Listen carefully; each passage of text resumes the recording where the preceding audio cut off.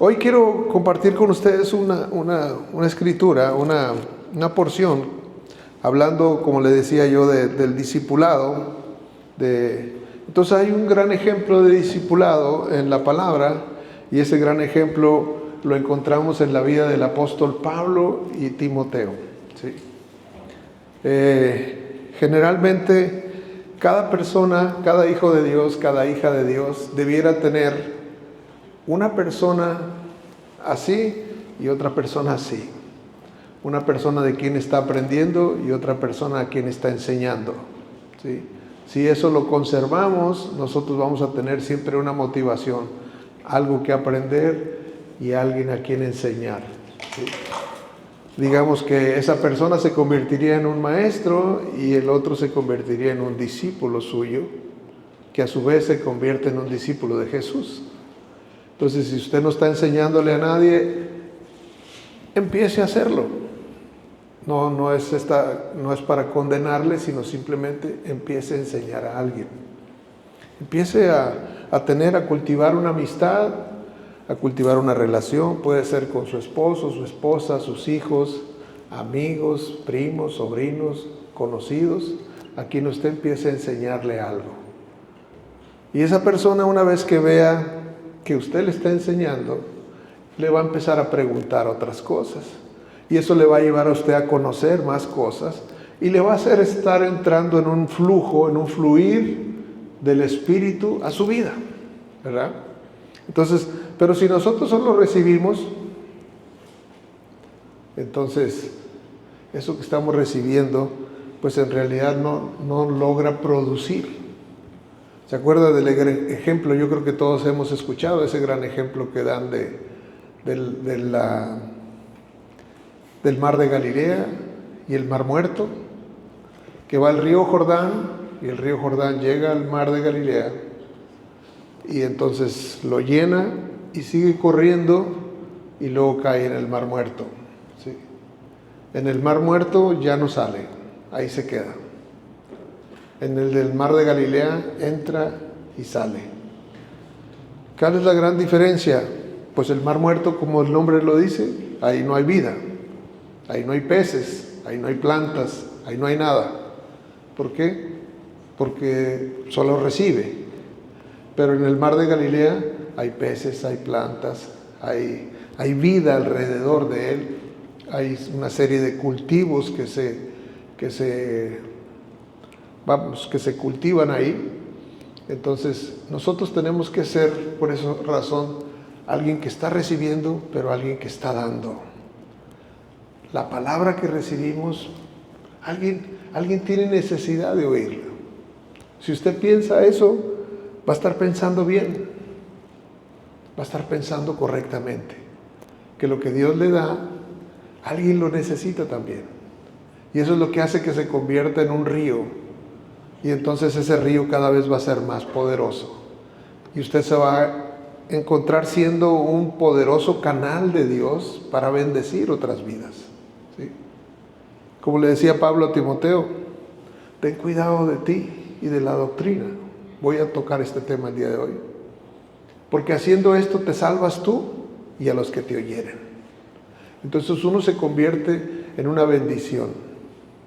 Y déjeme decirle que Dios es el deseo que tiene de que usted se convierta en una bendición para otros. No importa qué usted concepto tenga de sí mismo, usted puede ser una bendición para otros.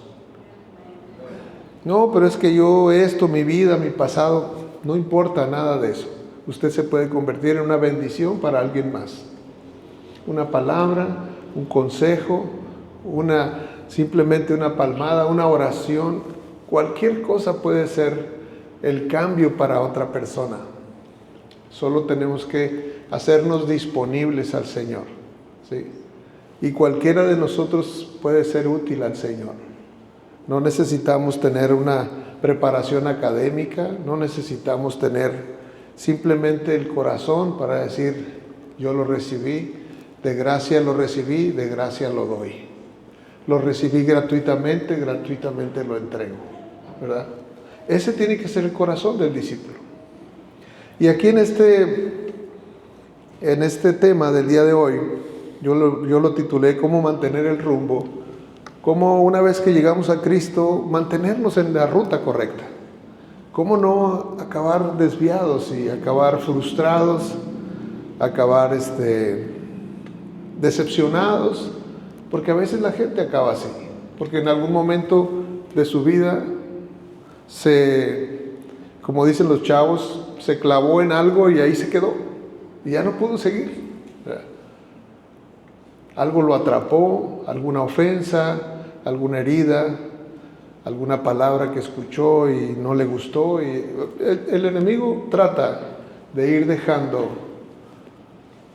soldados así heridos en el camino.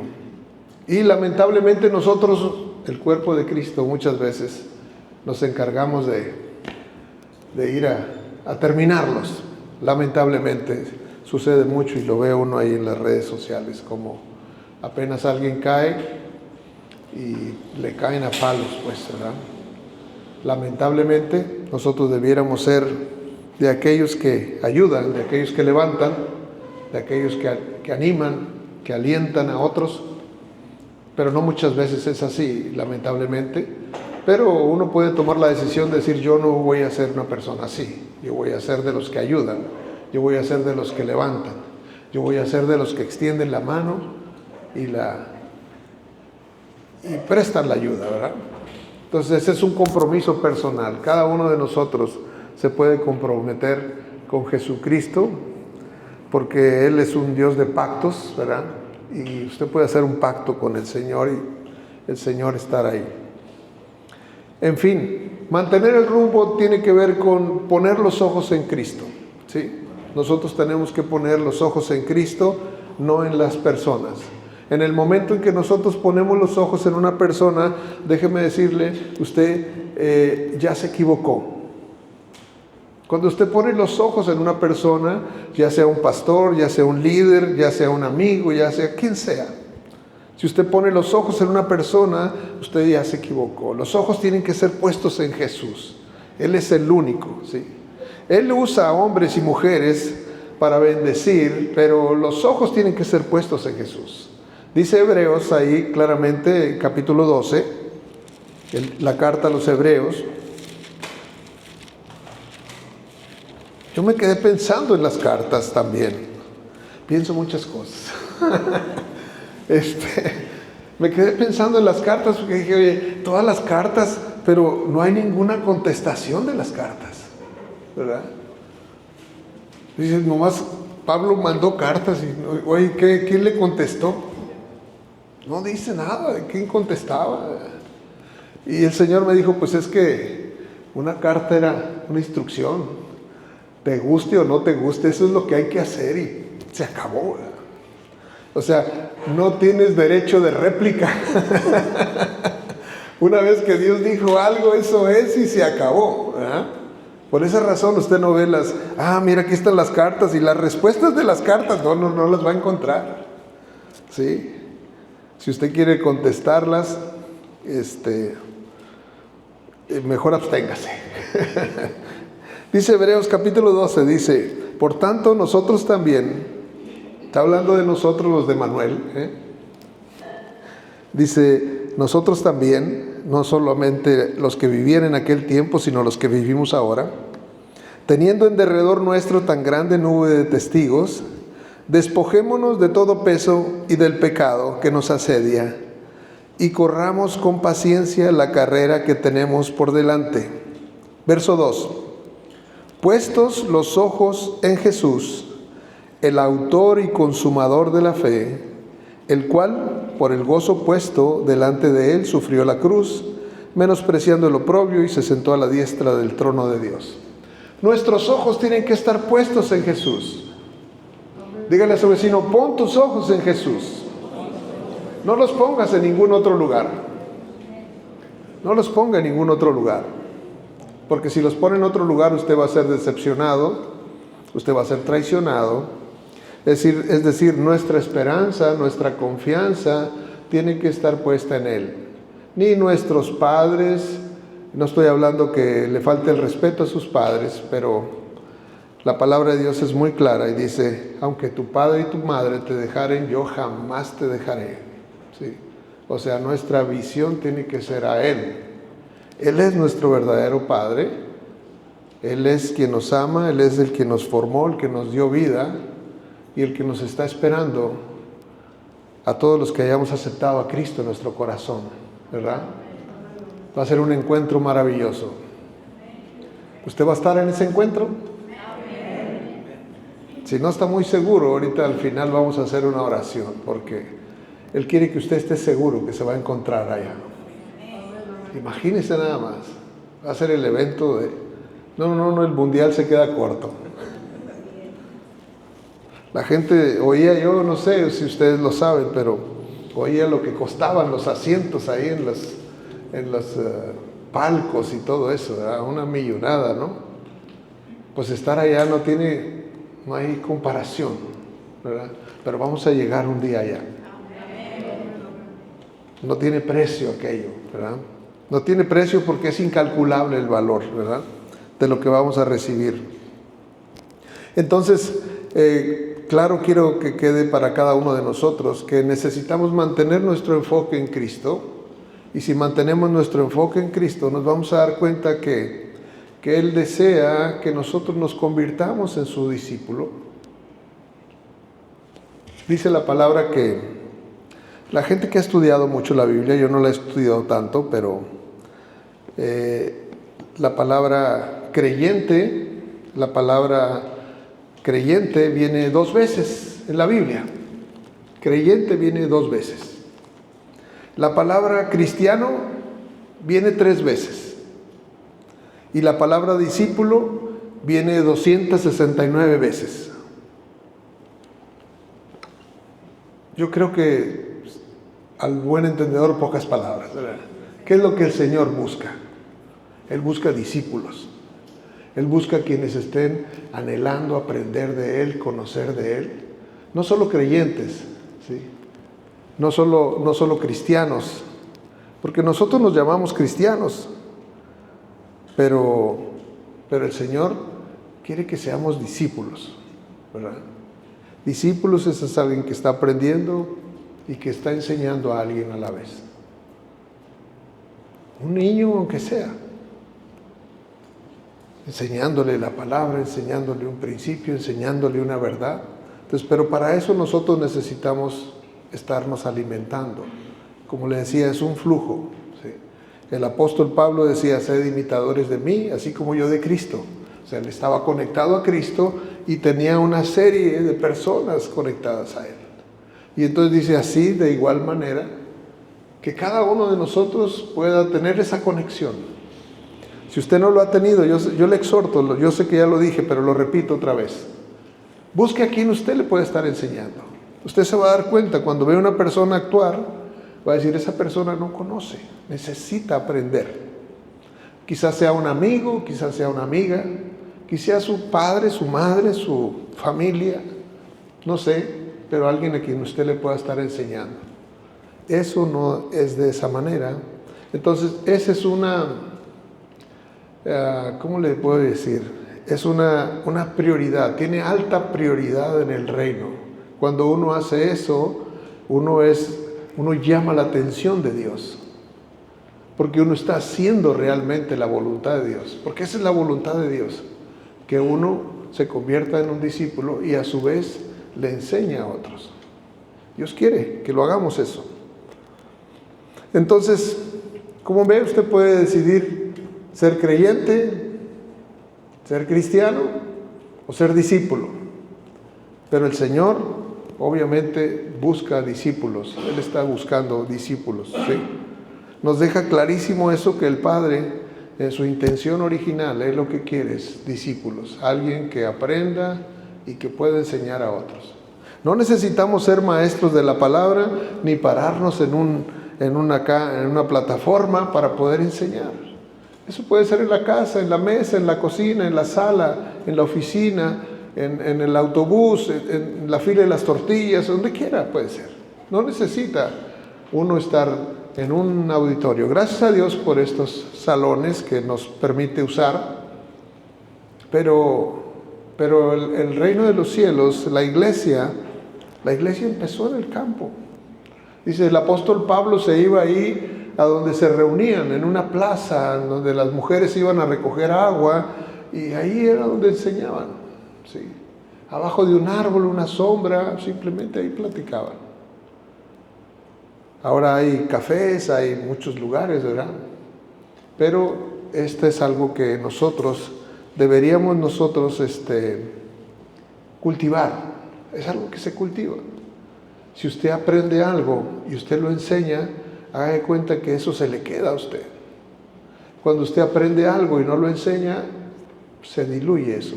Es muy fácil que se olvide, pero cuando aprendes algo y lo enseñas, eso se te queda. Y se te queda, y se te queda. Entonces, entre más compartes, más retienes, ¿sí? Pero entre menos compartes, menos retienes.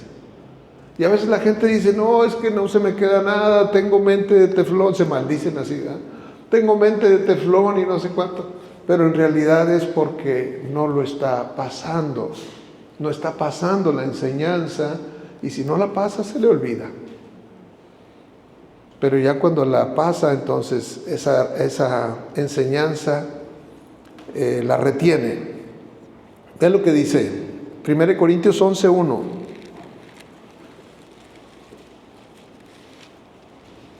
Ahorita se lo dije, pero quiero que lo vea en donde está. Era el apóstol Pablo, a los corintios les estaba diciendo eso. Sed imitadores de mí, así como yo de Cristo. Entonces, ahí en esa frase, si uno imita al apóstol Pablo, entonces uno tiene que decir, sed imitadores de mí, ¿verdad? Porque está implícita en la frase que uno también use esa frase para decir, sed imitadores de mí. Es más fácil decir, no me veas a mí, tú ve a Cristo. Pues ¿dónde van a ver a Cristo?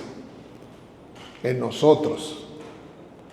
Cristo se tiene que ver en su vida, en su caminar, en su hablar, ¿sí? En su alegría, en su estado de ánimo, en su manera de vivir. Ahí tiene que verse Cristo, ¿verdad?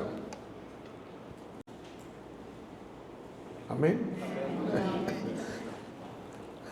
Es importante eso. Ahora, Pablo le habla a Timoteo, y quisiera ver un poquito de la carta a Timoteo, la primera carta. Si quiere ver conmigo la primera carta de Timoteo, voy a estar ahí un ratito.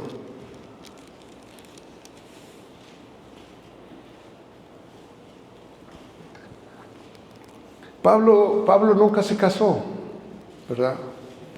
Pablo no tomó una mujer por esposa y no se casó, y él murió. Dice que hasta el último él se mantuvo así. Fue como un compromiso de él con Dios. Él no manda que los hombres no se casen. No mandó que los hombres no se casaran, pero él no se casó, pero tuvo muchos hijos. Dirá, ¿cómo puede tener hijos si no se casó? Bueno, todos sus hijos eran hijos en la fe. Aquellos que Pablo conocía, los enseñaba, y prácticamente se volvía un padre. Porque un padre, la definición de padre es un constructor, alguien que está construyendo. Entonces esa es la labor de nosotros como padres, que algunas veces nomás tenemos el título y no hacemos la función, porque el padre tiene que estar construyendo en la vida de su hijo. Sus hijos van a ser el reflejo de ustedes, ¿verdad? Porque usted está construyendo ahí. Eso es lo que quiere decir padre, constructor, alguien que construye, alguien que edifica.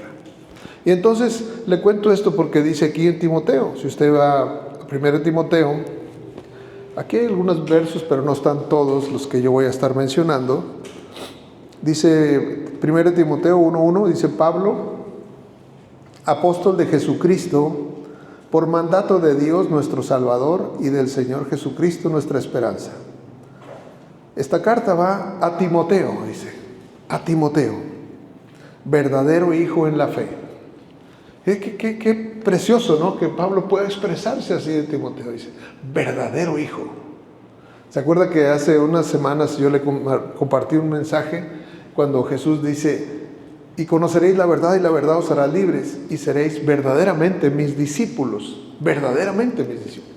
Así Pablo está usando ese mismo término para referirse a Timoteo, verdadero hijo en la fe.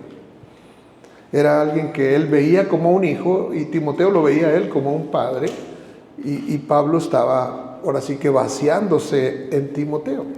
Creo yo que esa es la función más importante de un padre, es alguien que está vaciándose, o sea, todo lo que recibe se lo comparte y lo está enseñando, ¿verdad? Si usted dice, no, es que yo no sé por qué mis hijos son así, ya tiene la respuesta, ¿verdad? Porque eso es lo que ha llenado a sus hijos. Entonces los hijos van a ser un reflejo de los padres, y ese es el gran problema en la sociedad, que los hijos son el reflejo de los padres, que los padres quizás no están dando todo el tiempo, no están enseñando las verdades o principios que los hijos deben conocer, y entonces tenemos una crisis en la sociedad por falta de padres, aunque los hay. Algunos están ausentes y algunos, aunque están presentes, están ausentes, ¿verdad? Porque no están haciendo su tarea, su labor. Ahora, el tema, como le decía ahorita, es que podamos ver cómo mantenemos ese rumbo una vez que aceptamos a Cristo.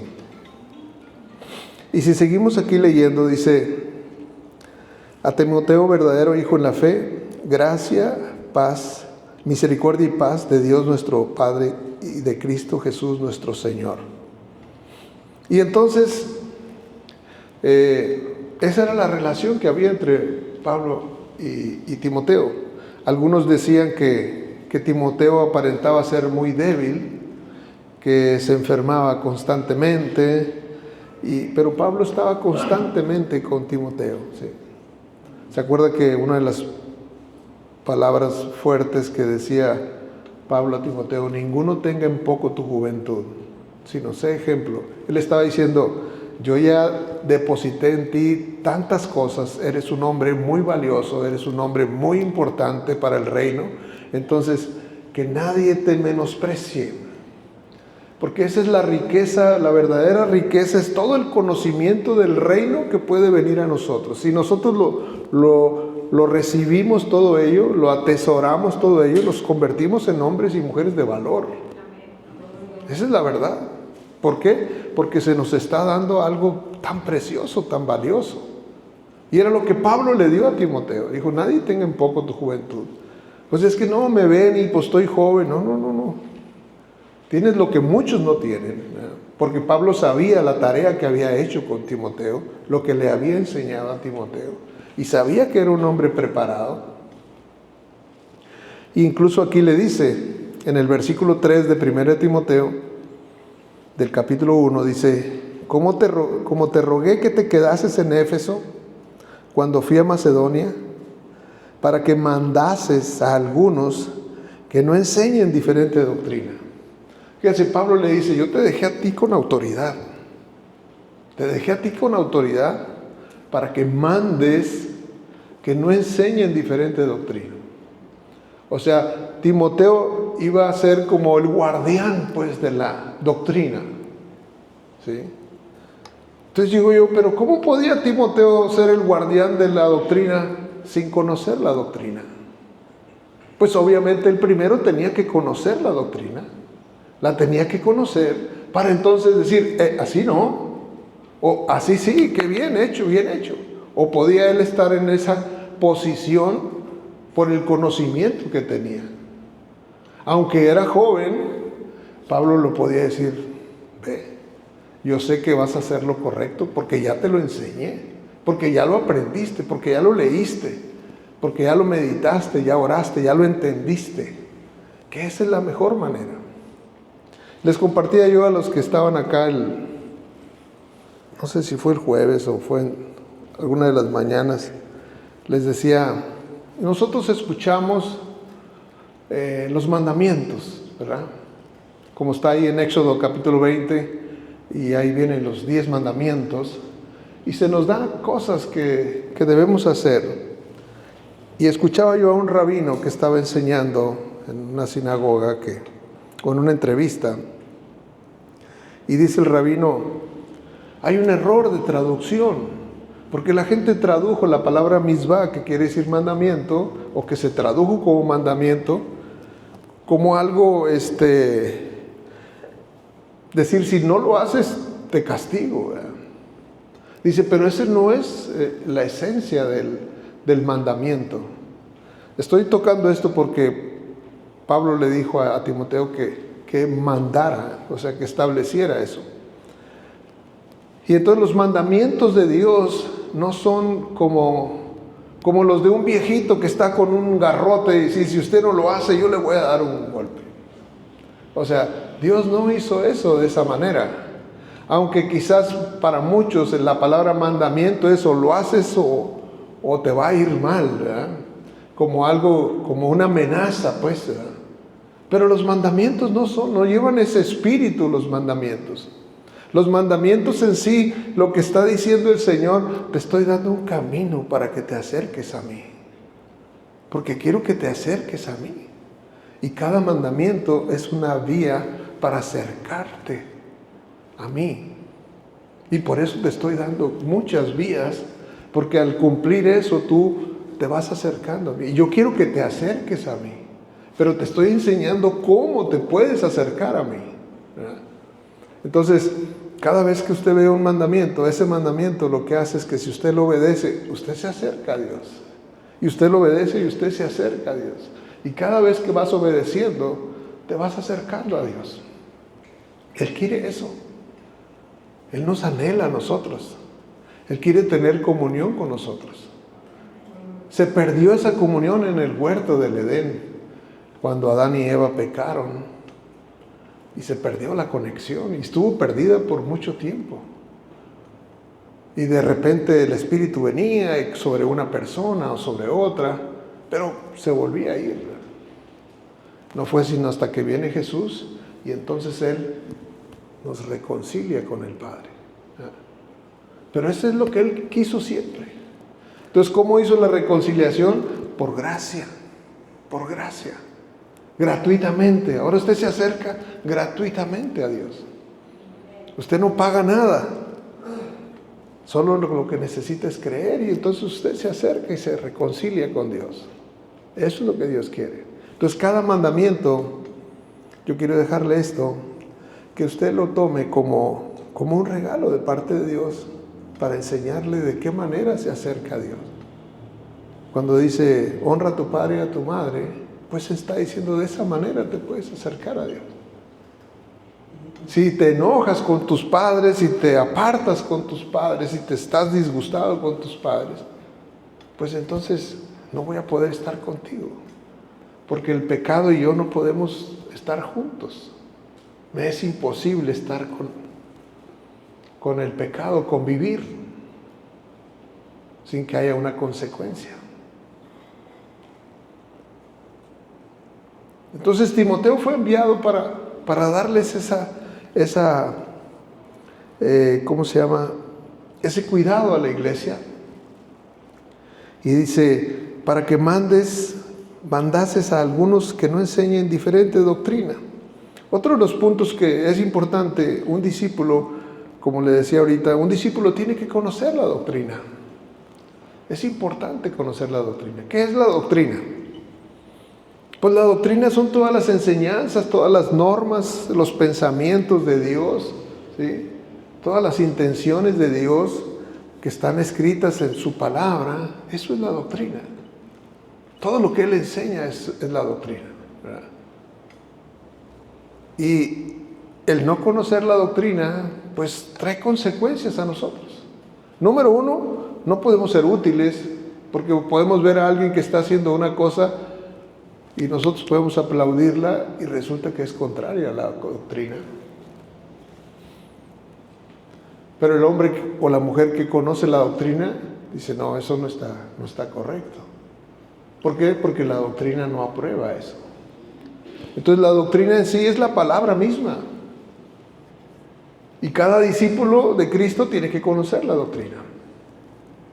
Nosotros hemos tomado algunos cursos, entre ellos, yo no sé, algunos se acuerdan o no, pero lo hemos enseñado varias veces, las doctrinas de Cristo, que son 6 principalmente, que está en Hebreos capítulo 6, versículo 1 y 2, y ahí habla acerca de las doctrinas de Cristo. La primera de ellas, si usted se acuerda, es el arrepentimiento de obras muertas. Uno tiene que darse cuenta que no es por obras que uno se acerca a Dios. Hay gente que se acerca a Dios o pretende acercarse a Dios haciendo algo, haciendo un donativo o haciendo una buena acción, haciendo una buena obra, y decir, pensar que a través de eso va a estar más cerquita de Dios es un error. Esa es la primera doctrina. Y digo, son más amplias, no tengo tiempo para decirles de cada una, pero quiero dejarle un panorama, cuando menos. La siguiente es la fe hacia Dios. Uno tiene que tener su fe puesta en Dios. Hay gente que tiene su fe puesta en muchos lugares. Algunos tienen su fe puesta en un manojo de ajos y sábila ahí colgando en su puerta, una herradura ahí, ¿verdad? Una pata de conejo colgando. Tienen está equivocado. Esa no es la doctrina. Esa no es la doctrina de Cristo. Puesto los ojos en Jesús. Él es el autor, el consumador de la fe, solamente en Él. Entonces usted, cualquier cosa que usted crea o ponga su esperanza en eso, le voy a poner el trapito colorado aquí para que esto, para que aquello. O sea, todas esas cosas tienen que ver con algo que uno pone delante de Dios. Es Dios solamente. Por eso dice, la fe hacia Dios, esa es la doctrina. Nuestra fe tiene que estar puesta en Dios. Si está puesta en otras cosas, no es que Dios venga a darle un golpe por no hacerlo, sino que usted se va a encontrar de pronto decepcionado porque no está recibiendo lo que la palabra dice que hay para usted. ¿Por qué? Porque usted tomó un camino diferente, y en ese camino diferente Dios no se compromete. Dios se compromete cuando usted está en la doctrina. Pero si usted tiene una doctrina extraña, diferente, entonces usted no puede recibir lo que Dios prometió. Entonces por eso le digo, la motivación es el amor. Dios dice, mira, vete por aquí, porque aquí es donde te conviene, porque aquí es donde vas a encontrar el bien, aquí es donde vas a encontrar el descanso, aquí es donde vas a encontrar la salud, aquí es donde vas a encontrar el progreso, siguiendo la instrucción de Él. De hecho, los mandamientos no son otra cosa sino instrucciones. Son instrucciones para vivir una vida plena, una vida maravillosa. Entonces, importantísimo, la tercera es la doctrina de bautismos, que tiene que ver con el bautizarse. Entonces, Nicodemo, Timoteo conocía perfectamente la doctrina, de tal manera que la podía enseñar. Y creo yo que cada discípulo de Cristo la tiene que conocer. Tiene que pasar por esa. Si no pasa por un curso, bueno, a lo mejor puede decir, yo quiero leer más de eso, y si usted pide eso, hay manuales por ahí que los pueden usar para documentarse, para aprender, para que usted se mantenga en la sana doctrina. Porque la sana doctrina es la que nos va a llevar a vivir una vida plena, ¿verdad? Porque es Cristo en ella, pues, ¿verdad? No es porque esta sea la doctrina y este sea Cristo. No, Cristo es la doctrina misma, ¿verdad? Es Él. Y dice también doctrina de bautismo, luego dice de la imposición de manos, otra doctrina, que es que cuando va uno y orar por un enfermo, va a comisionar alguno. Hay muchos ejemplos de lo que tiene que ver con la imposición de manos, ¿verdad? También habla acerca de la resurrección de los muertos. Los muertos van a resucitar. Gracias a Dios. ¿Cuántos tienen alguien que ya se fue primero que usted? Pues si están en Cristo los vamos a volver a encontrar, ¿verdad? ¿Por qué? Porque dice eso la doctrina. Entonces, no es porque yo tenga un buen deseo, yo quisiera. No. Una vez que la gente se muere allá, ya no puede tener interacción acá. Esa doctrina nos enseña eso. Porque a veces la gente dice, no, pues mi papá se murió, mi mamá se murió, los míos ya murieron los dos. Pero yo no puedo decir que me cuidan desde arriba. Si en vida no me podían cuidar, muertos menos. Esa es la realidad. No quiero ofender a nadie, pero esa es la verdad. Pero la gente quiere pensar eso, es una equivocación, es una doctrina extraña. No es la doctrina de Jesucristo. Pero cuando lo conocemos, entonces decimos, ¿sabes qué? Bueno, yo no puedo estar pensando así. Yo voy a guardar la camisa porque la camisa aquí está y ahí me cuida. Es como, es que cuando viene un pajarito y yo, cada vez que veo ese pajarito es como que si viniera tal o cual persona. Son errores de la doctrina. Y cuando una doctrina está equivocada, se convierte en una herejía. ¿Sí? Está uno creyendo algo completamente equivocado. Por eso es tan importante aprender la doctrina.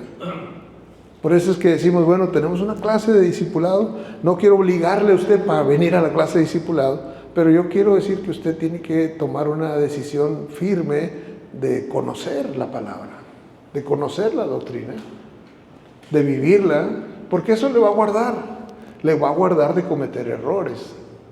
¿Qué estoy tratando de decirle con esta enseñanza? Que mantenga el rumbo, que no se pierda en el camino con las ideas de lo que la gente le puede enseñar, ¿verdad? No estoy tratando de decir, si le vienen a decir esto, diga esto, si le vienen a decir, diga esto. O sea, porque hay algunas doctrinas que hacen eso, que entrenan a sus discípulos a pelearse. No, nosotros no nos queremos pelear con nadie, solamente que dice, si la Biblia lo aguanta, decía mi papá, si la Biblia lo aguanta, yo lo creo, en sus palabras así de rancho, ¿verdad? Si la Biblia no dice nada de eso, pues yo lo siento mucho, pero yo no comparto ese punto, ¿verdad? Si la Biblia lo dice, no está sujeto a discusión. Si no, vale más que yo ajuste mi vida, ¿verdad? La resurrección de los muertos y al final, la última de las doctrinas, el juicio eterno. Dice la palabra de Dios, está establecido para los hombres que mueran una sola vez y después el juicio. O sea, los hombres tienen que vivir y una vez que termina su vida, hay un lugar ahí y dice, bueno, vamos a ver cómo estuvo tu vida, cómo la viviste. Y pasan la película. Cuando uno se arrepiente de sus pecados, esa película se borra. No hay nada. Y Jesús hace presencia y dice, yo soy el abogado de este discípulo. Entonces, pues, pásale. Aquí se te está preparado esto. Entonces uno tiene que tener esa certeza de decir, abogado tenemos para con el Padre, a Jesucristo el justo. Él se entregó por nosotros y nos amó.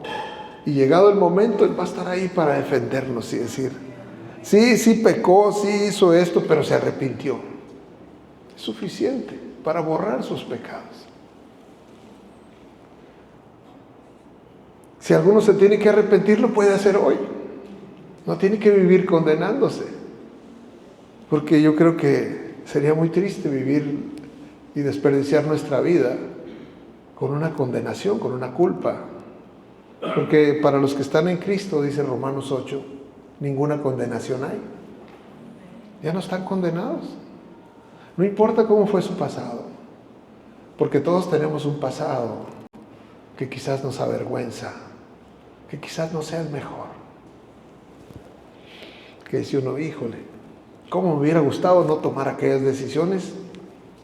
Pero ya las tomé, ya las viví, ya me equivoqué. ¿Qué puedo hacer ahora? Señor, perdóname por todas esas malas decisiones que tomé. Y el Señor dice, pues el que confiesa su pecado y se aparta, alcanza misericordia. Yo te perdono. Y entonces puede uno descansar. Y entonces es caminar como quien no tiene un pasado. Porque dice, de modo que si alguno está en Cristo, nueva criatura es. Las cosas viejas pasaron, todas son hechas nuevas. Ese es el regalo para el Hijo de Dios y la hija de Dios, que nos podemos acercar con confianza. Ese es el Evangelio de Jesucristo, que nos podemos acercar. No importa cuántas veces se equivocó. Lo que sí es que para los jóvenes, obviamente que, y digo para todos, todas nuestras decisiones, yo escuché a un hombre decir, si nosotros pensáramos, esta decisión, ¿cómo la voy a vivir de aquí en unos años? ¿Voy a estar contento de esta decisión o voy a estar arrepentido de lo que decidí? El decir que sí a esto, ¿qué recuerdos va a traer a mi mente? ¿Va a ser un recuerdo que vale la pena o no vale la pena? Eso es su conciencia. Ahí está su conciencia. ¿Por qué? Porque uno puede decidir, no, sabes que no quiero mañana acordarme y no quiero estar luchando con algo. Quizás hubiera habido menos embarazos si se hubiera considerado eso. Quizás hubiera habido menos drogadictos. Quizás hubiera habido menos adulterios, menos fornicación, menos robos, porque al final de cuentas todo está registrado. Todo lo que sucede en nuestra vida queda un registro, absolutamente. Dice la palabra de Dios, de toda palabra ociosa que hablen los hombres, darán de ella cuenta el día del juicio. O sea, aún una palabra que salió de nuestra boca está grabada, está registrada. Es que eres ahí está registrado. Por eso es que si salió algo de nuestra boca, lo mejor es, Señor, perdóname porque dijo esto de mi hermano, de mi hermana, de mi tío, de mi primo, de mi esposa, de lo que haya sido. Y entonces eso se borra. Esa es la gracia de Dios, ¿verdad? Que es su gracia. Su gracia, nomás por amor lo hace Dios con nosotros. Ese es el Dios que predicamos en este lugar. Un Dios de amor. Un Dios que nos ama, un Dios que te quiere ayudar, un Dios que no quiere que vivas condenado, que si te equivocaste, sí, todos, yo le puedo decir aquí, todos los que estamos nos equivocamos ya más de una vez, pero Él es rico en misericordia para perdonarnos. Entonces es maravilloso. Entonces la doctrina, ¿cómo estoy con el tiempo? La doctrina, el enemigo siempre va a tratar de torcerla, va a tratar de presentarle otra cosa, ¿sí? Lo quiso hacer con nuestro Señor Jesús, lo quiso hacer con la enseñanza de Pablo y con los mismos discípulos. O sea, toda la estrategia que el diablo ha usado en el pasado y le ha funcionado, la quiere volver a usar. Cuando estuvo con Eva ahí en el huerto del Edén, y Eva le dijo, no, es que no podemos comer de ese árbol. Ya le contó todo lo que sabía. Y dice, no es cierto. No va a pasar nada, sino que sus ojos se van a abrir. Entonces, ¿qué? Le cambió completamente, como que si lo que Dios había dicho no era verdad.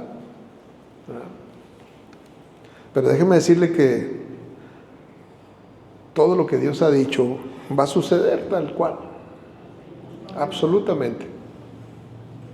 Por esa razón nosotros tenemos que someternos a su palabra, porque Él es fiel y lo que ha dicho se va a cumplir. Dice, ni una jota ni una tilde de la ley se va a dejar de cumplir.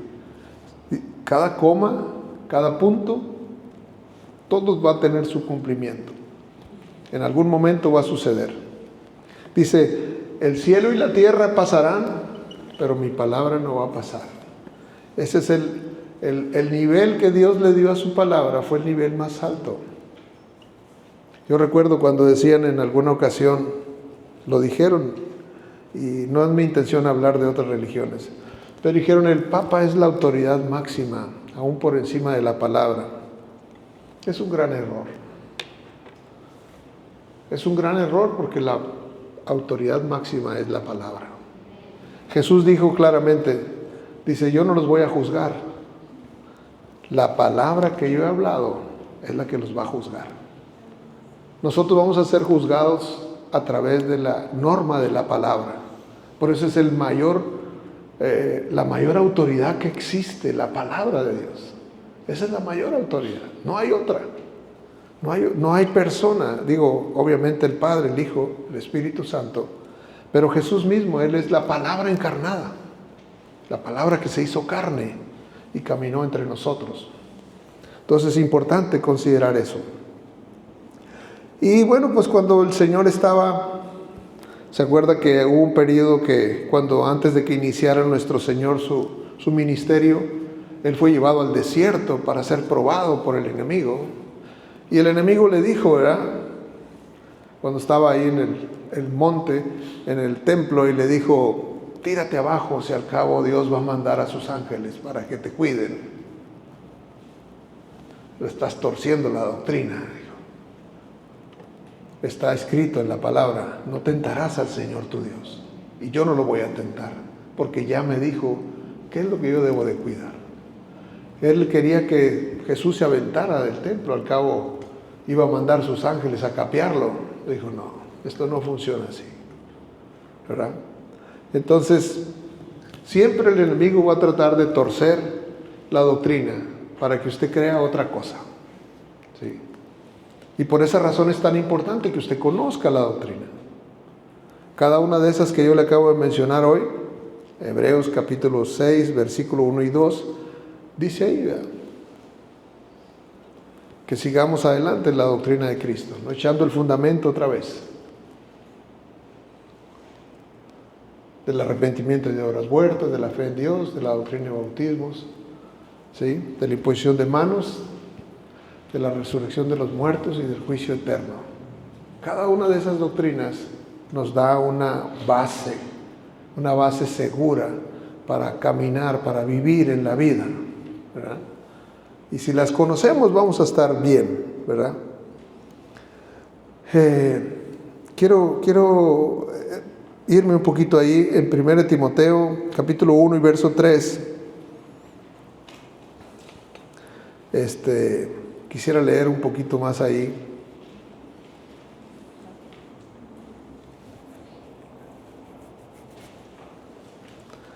Dice, cuando habla acerca de no enseñar diferente doctrina, el verso 4 dice, ni presten atención a fábulas y genealogías interminables que acarrean disputas, más bien que edificación de Dios que es por fe. Y luego dice en el versículo número 5, pues el propósito de este mandamiento es el amor nacido de corazón limpio y de buena conciencia y de fe no fingida. Le dice tres cosas.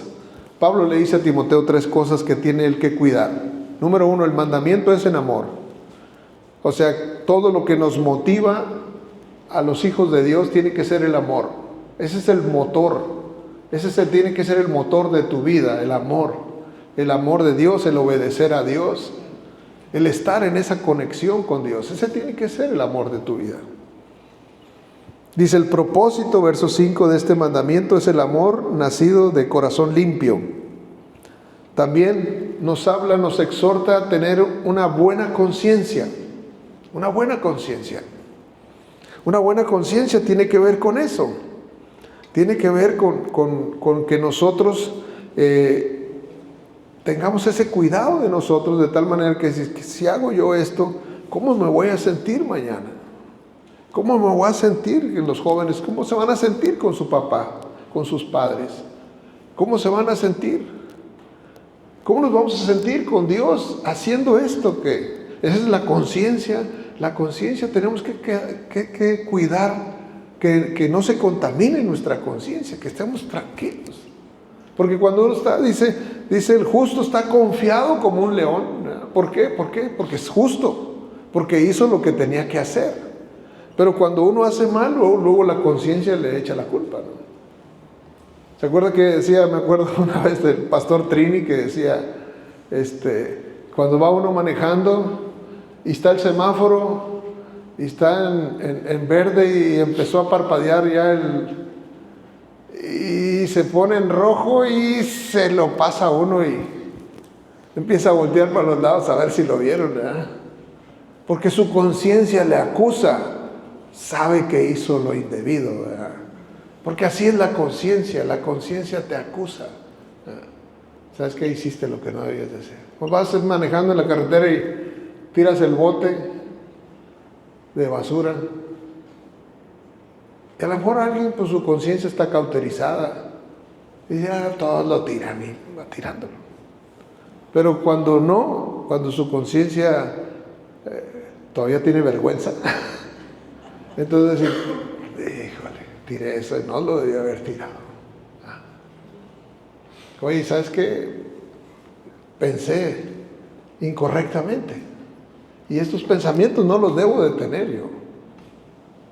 Uno tiene que encontrarse así. Es decir, yo no puedo estar pensando de esa manera. Yo no puedo estar pensando mal de tal persona. Si su conciencia no le acusa en eso, pues entonces tiene que pedirle al Señor, vuélveme a ser sensible, Señor. Vuélveme a ser sensible de manera que dame un corazón limpio y puro. Renueva un espíritu recto dentro de mí. Que me sienta mal por hacer cosas que tú repruebas, ¿verdad? Eso es lo que hace el Espíritu de Dios. Nos hace sentir mal de las cosas que Dios reprueba. Esa es su conciencia. Entonces Él trabaja a nivel de nuestra conciencia.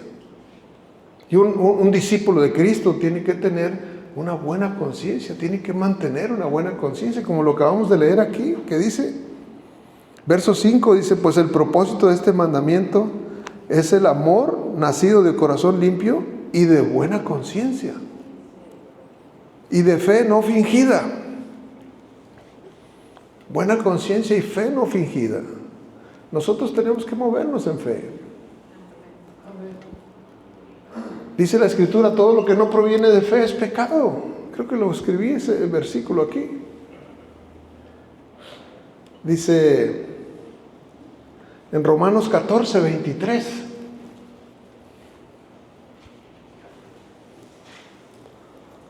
Romanos 14, 23, si lo encuentra. Dice, está hablando acerca de los alimentos, pero al final la frase es válida para todo lo que hacemos, ¿verdad? Dice, pero el que duda sobre lo que come es condenado porque no lo hace con fe. Y todo lo que no proviene de fe, ¿qué es? Es pecado. Todo lo que no proviene de fe. Entonces nosotros tenemos que movernos de fe en fe. Yo creo en Dios. Yo estoy expectante de eso. Dice 1 Corintios 16, 14 también. No quiero dejar de pasar este versículo, de ponerlo. 1 Corintios 16, 14. Es una frase corta, pero muy importante, muy poderosa. ¿Sí la tenemos? 1 Corintios 16, 14. Dice, todas vuestras cosas. ¿Cuántas? No algunas, todas vuestras cosas. Sean hechas ¿con qué? Con amor. Cuando usted trata a su marido, con amor. Usted trata a sus hijos, con amor. Usted trata a sus empleados, con amor. Usted trata a sus amigos. Todo lo que hagamos tiene que ser hecho así. Si lo hacemos con coraje, si lo hacemos con ira, si lo hacemos con odio, si lo hacemos con rencor, si lo hacemos con amargura, está reprobado todo eso. Si lo hacemos por revanchismo, porque a veces la gente actúa así, por rivalidad. Y cuando actuamos así, estamos pecando delante de Dios.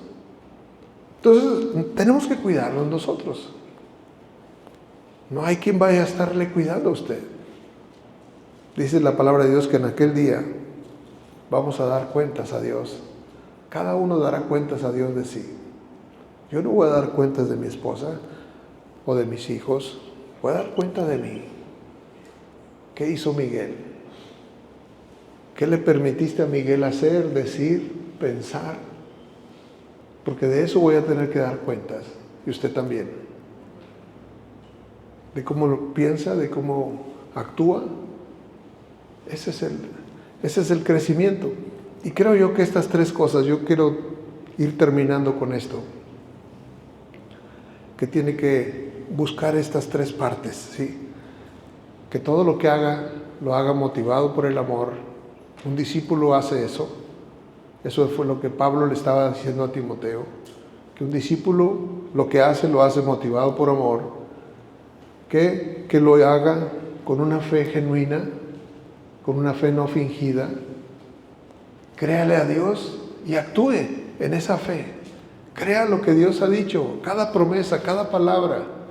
Si usted está leyendo y está estableciendo doctrina en su alma, en su espíritu, de todo lo que está aprendiendo, créalo.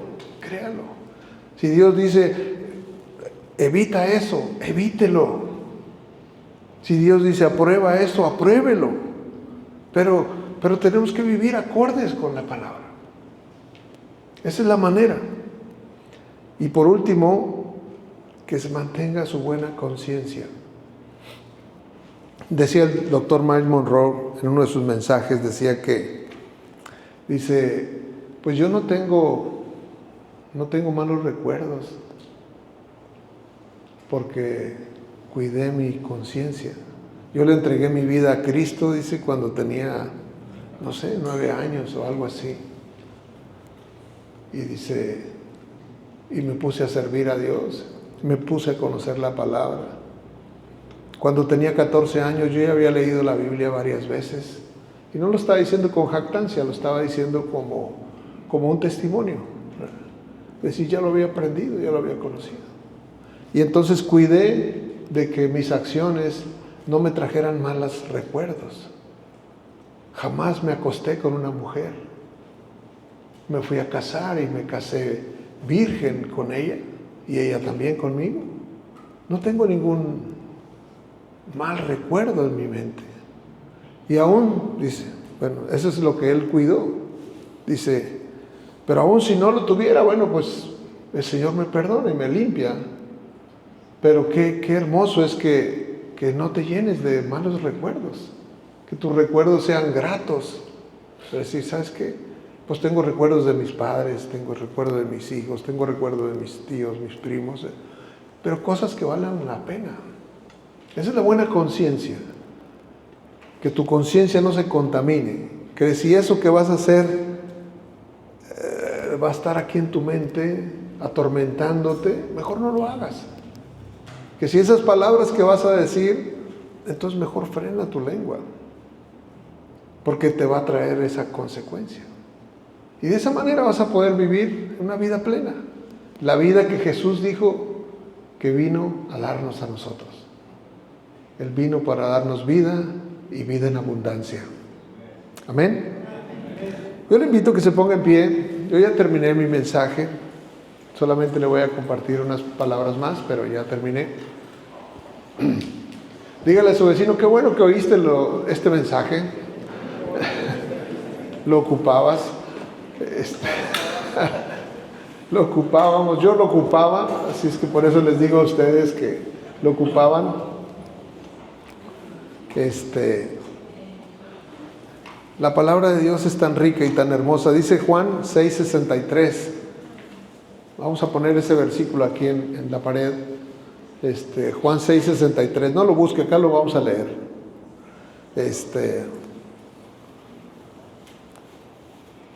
Quería cerrar con este versículo que dice así: el Espíritu es el que da vida. La carne para nada aprovecha. Las palabras que yo les he hablado son espíritu y son vida. Cada que usted lee la Biblia, usted está recibiendo de su espíritu y vida. ¿Sí? Piensa en eso. ¿Qué tanto recibe de eso? Si usted la recibe todos los días, usted se está llenando de su espíritu y se está llenando de vida. Si usted lo hace una vez al mes, su espíritu debe estar hambriento. Quizás no se da cuenta, pero su espíritu está sufriendo. Y el Señor dice, yo les di verdadera comida. Él le dijo al enemigo, no solo de pan vivirá el hombre, sino de toda palabra que sale de la boca de Dios.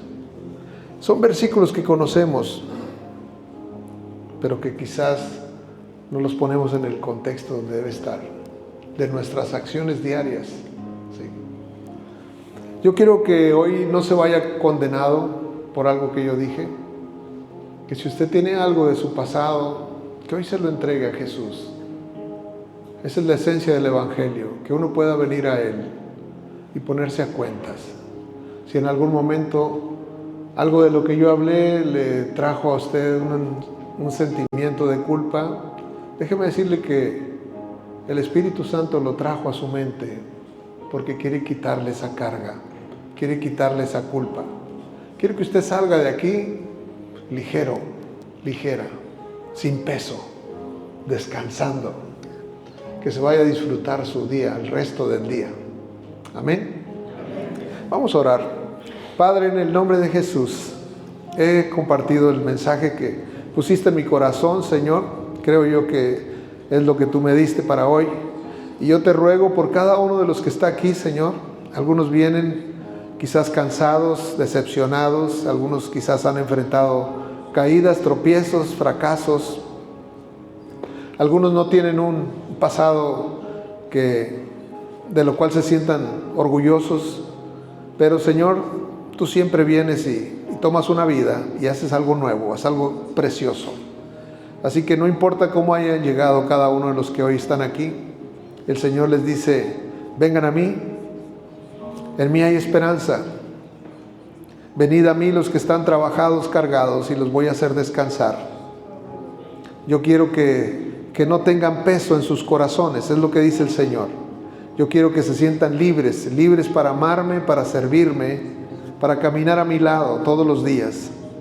Yo quiero que se preparen para un encuentro conmigo. Estoy a las puertas de venir y estar con ustedes, dice el Señor. En el nombre de Jesús. ¿Qué le parece si hoy le dice usted al Señor, perdóname, Señor? Perdóname de todas esas cosas que te fallé, que decidí de manera incorrecta, me precipité y me equivoqué mucho. Te pido perdón, que me perdones y me limpies. Yo invito a Jesús a mi corazón, que me llene, que me sature de su presencia. Abro la puerta de mi corazón y lo invito que se convierta en el Rey de mi vida, desde ahora y para siempre, en el nombre de Jesús. Amén. Amén, amén. Dele un aplauso a Jesús, bendiga su nombre.